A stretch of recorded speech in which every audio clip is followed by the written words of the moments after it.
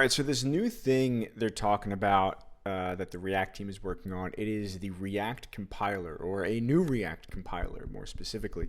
So I want to talk about what it is and why it's going to be beneficial to your application, to my application that I'm working on for my startup, and everyone else out there in the world. So let's first talk about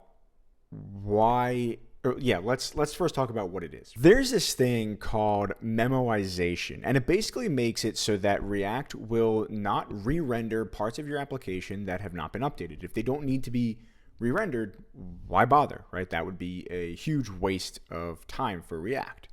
And so right now, the way that this works is you use something like use memo or use callback or like react.memo. And this is fine. Like it works, but it can sometimes be, sometimes you forget to do it, right? Like when you should, maybe you're able to point to where you know that you should, but sometimes you might forget that you should do it, or maybe you don't do it in the most efficient way. In any case, the new React compiler is here to help, right?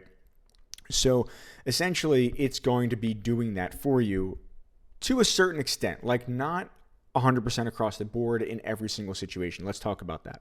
So there are two potential use cases for which this could be useful. And right now, the focus of the React team, as they're describing this, is to focus on re-renders, not anything else. The first use case for this is that a parent component changes, and then all other components in that tree are then subsequently updated after that, even if only the parent component was the one that actually changed. You don't need to go updating every single child component if only the parent changes, right? So that's use case number one.